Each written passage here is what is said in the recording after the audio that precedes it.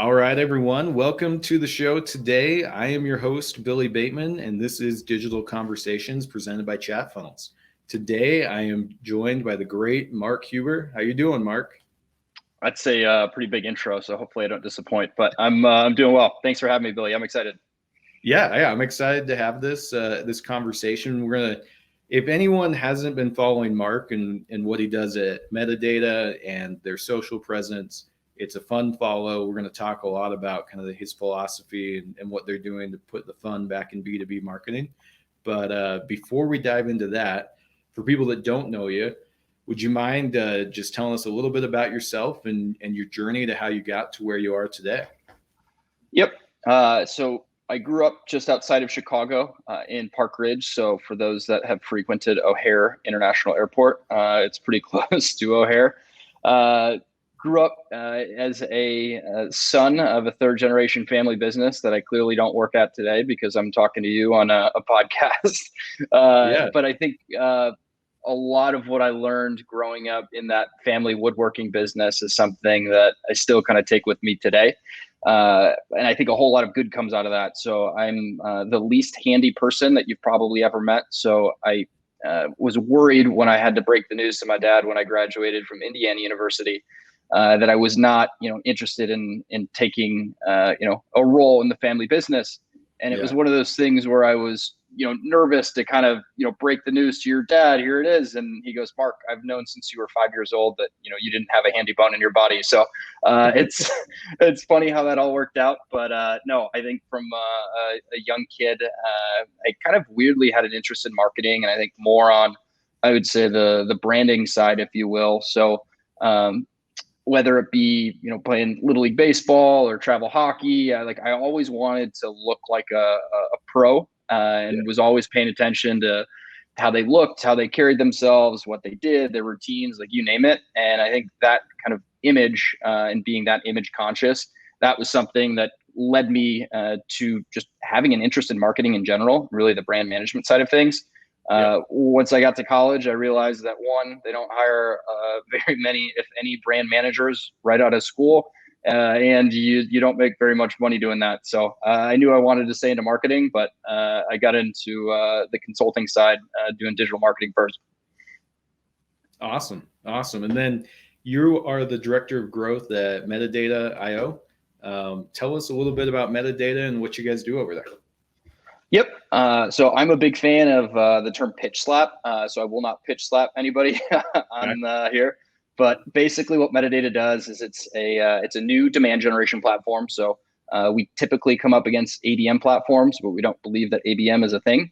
And marketers use metadata to run campaign experiments at scale and figure out not just what drives engagement, but what drives pipeline and revenue. And the beauty is you can do that all from a single tool instead of having to log into multiple windows, whether it's Facebook or LinkedIn or whatever display tool that you're using, and be able to report out on all of your impact, all from that same tool. Awesome. I love it, man.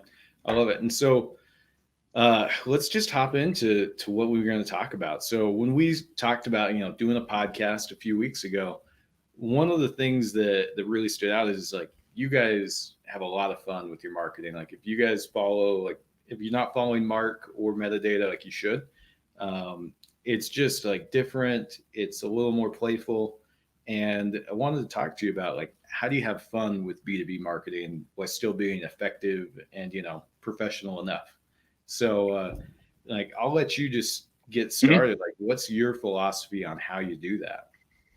Yep. So the first thing that I'll say is, we are not the first company to do this or take this approach by any means. I think the early days of Drip, when Dave Gerhardt was there, in addition to what Gong's doing now, and even, agencies like Refined Labs. But really the difference is social from B2B companies historically has been so boring, and it just comes from the company accounts. It's very self-promotional.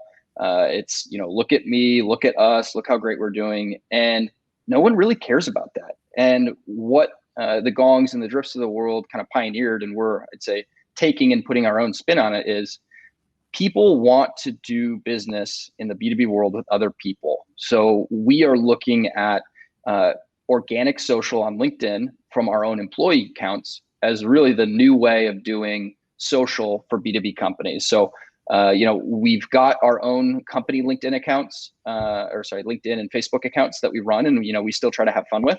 But more importantly, we're looking and encouraging all of our employees to find their own kind of personal voice, if you will, and brand. So they are really the voice of metadata. And it's great because it comes from the top down, which for this to work really well, you have to have that buy-in. And I think the other thing is for people that, may not be comfortable doing with it, I wasn't doing this before I got the metadata, and I've been doing it for close to a year now. And, it's, I'd say, painful and might feel awkward at first, putting yourself out there, but through, posting, regularly, and when you have something to say, not just for the sake of gaming the algorithm, you start to find not only what works, but like what you like. And I think what other people like as well. So for us, are there, serious updates, or are there things where we're trying to share, what we know? Of course there are, but is that the only thing that we're posting? Absolutely not. Like, we don't take ourselves too serious. That's something that we pride ourselves on. And we really want there to be some entertainment value in everything that we post and everything that we do. So for me to say that, I'm a completely different person when I, hop into this chair every morning and, I'm turned into B2B Mark, like, that's not how this works. I still find the same things just as funny, whether it's a meme, whether it's a joke, whether it's a GIF. And it's not to say that those are the only things that you should be posting on social, but you got to have some fun with it. And I think the last thing I'll say for now is it's hard to always quantify. So we don't go into this thinking that we need to quantify everything, but you really would be surprised how often this comes up from prospects and even our customers on our call recordings. So people are noticing it, whether they're engaging with your posts or not. Yeah. No, I mean, we noticed over here what you guys were doing. So let me ask you this, like, you're getting the whole team to do this. It's not, like one person says, hey, you should share this and gives it to the whole team. How'd you get everybody started? Like, what was the genesis, and how'd you get the ball rolling? Because, everyone, I've heard a lot of people talk about this. We want our employees to be the voice. It doesn't always happen. Like, you guys have been able to make it happen. So, how'd you make it happen? Yeah, so I think a couple things. I think it definitely takes, a few, let's say maybe 2 or 3 people to get it started. And once you have, I'd say that small group, then you can start to share, positive signs that, hey, this is maybe getting some traction. That could be taking screenshots, and sharing them on Slack with the rest of the company. It could be, just monitoring that on call recordings. But I think to really get traction with it, you have to share the successes. Just so that people know that this is working. I think the other thing that you really have to do is you have to provide people with content to share. But like you mentioned earlier, we don't require our employees to share every single piece of content that we're putting out there. So based on the kind of personal brands that some of our employees have, they'll pick and choose the metadata specific content that they want to share, because we don't want them to only share metadata content. This isn't just some one-way channel. And then I think the third thing, and I briefly mentioned it earlier, it really, really helped that our CEO and president get this and think that it's important, not just personally, but they know that our audience is there as well. So when it comes from the top down and they say, hey guys, this is working, they're not going to require it in your job, but when you've got that buy-in from the top, it does make it that much easier. For those that don't have that buy-in just yet, just check out what Dave Gerhardt's doing. Check out what Chris Walker's doing. I know Dave Gerhardt's coming out with a book. I think it's called Founders Brand or something like that in the fall. And really what it comes down to is the more that you can show the people behind the company and the product and the software or whatever it may be that you're selling, that's what people are interested in. They want to see, who makes the company, and there's no easier way to do it than being active on social. Awesome, man. I agree. Like, there's an easy way to share it. My brother loves Barstool Sports, and so, I mean, I'm not as into it, but man, what those guys do, they just create like fun viral content. It's not B2B at all, but man, they will bring you behind the scenes. I remember El Prez used to do the water cooler. Oh God, yeah. I've actually got a Barstool hat on right now. You know? So I don't know I if you think can do the water. well, no, I think to that point though, and it doesn't have to be Barstool, but one of the things that like I do is I love, meme accounts on Instagram, and I'm Yeah. trying to see whether it's memes or whether it's other things that are working for B2C companies. Like, there's your inspiration. You don't have to copy it verbatim, and that's not what, I think you should do. But you can find inspiration, and that's what we do, not just in our social, but I would say in a lot of our marketing from Yeah. B2C companies, and then use that in B2B. Like, that's the Oh, yeah. secret sauce. I think it is. I think it is. When I worked in inside sales, Ken Krogh, one of the co-founders, was running marketing, and he would sit us down every couple months and have like, I always just, we didn't have a name for it, but I was like, oh, this is the B2C like cheat book or whatever, where he would look at different websites or different tactics that B2C companies were doing. And he was like, we got to figure out how we replicate this for B2B because they're always ahead of us. B2C is always ahead of us with marketing. So Yep. yeah, man, I love it. So let me ask you another question. So you got everyone started. You got to have some support, help with content that makes Mm-hmm. sense. How do you keep it going though? Because there's a lot of things we start in businesses, and we're like, yep, we're Mm-hmm. all going to be doing this, and it lasts for 3 months, and then it Yep. dies. Yep. Yeah, so I would say this is one of those things that we make a priority for us, even in times where you may feel swamped and you might not be able to get around to it. And I think by sticking to that level of consistency, that allows us to continue to push out things when we think we need to post. Now, I Yeah. say that because I think there's a huge difference. There are quite a few people out there, and I was even posting about it today. There's posting, for the algorithm, and there's posting kind of for you and your audience. And we are definitely not a game the algorithm type company. And I hate when I see people do that. So what we do is, we try to post, a handful of times a week. Sometimes there are, weeks where I might be too busy and I might not get to, anything. If I can't come up with an original post, what I'll do is I'll oftentimes just comment on other people's posts. And I think what you can then do by taking that approach is you can start to see what comments are getting people excited. And then based on that, you can turn those into longer form posts. So I think it comes down to consistency. And then I think also it comes down to just sharing successes. So we've got, a couple different Slack channels in the company. Slack's a big part of our culture, good or bad. But I think one of the best things about it is we've created a culture where people continue to share not just posts from our own employees that get good traction, but also posts, that our customers or prospects or competitors are posting just to see what's out there.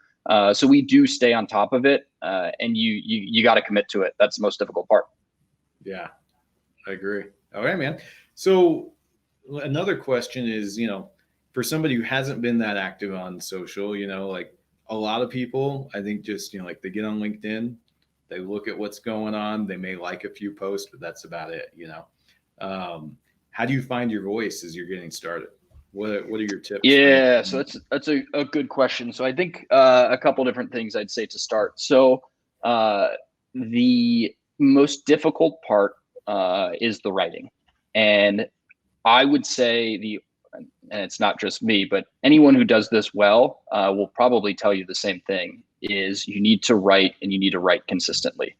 So the first few times, when I started a post, and now after this recording, I kind of want to go back and look what I posted, but I felt like I was trying so hard to like perfect this and make sure that the writing was perfect and the grammar was perfect and everything. And all of Yeah. those posts probably tanked. Maybe they got a handful of likes, and I was thinking, wow, like, is this really worth it? But for me, you have to be willing to put yourself out there. You have to be willing to, I wouldn't say fail, but just maybe swing and miss a bit before you find what works.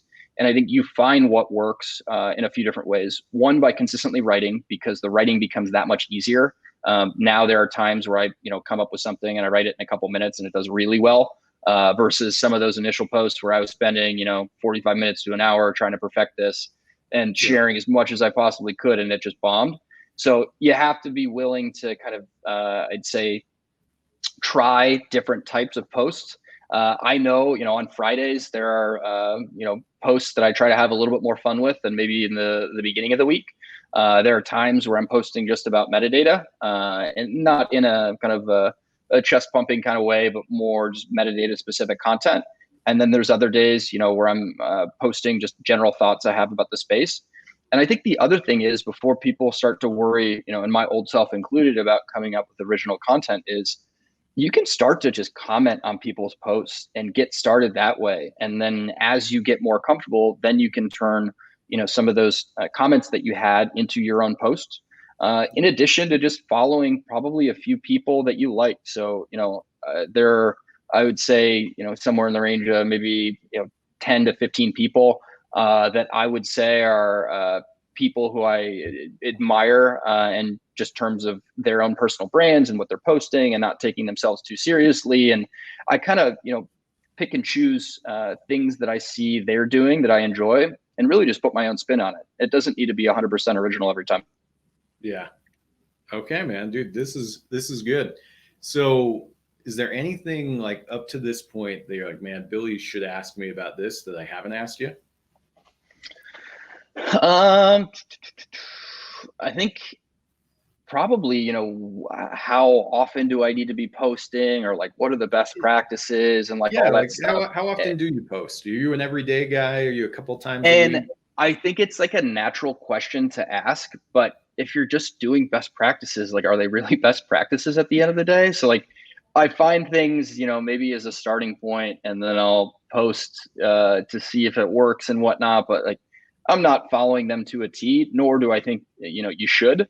I think you kind of have to use those maybe as a starting point, and then see what works for you. Because if you're following the same playbook as everybody else, you're probably too late in following that playbook. I agree, man. Once everyone's like, this is the playbook. I mean, there's some truth to it, Yeah. but if you're doing it exactly, you're just like everybody else, Yep.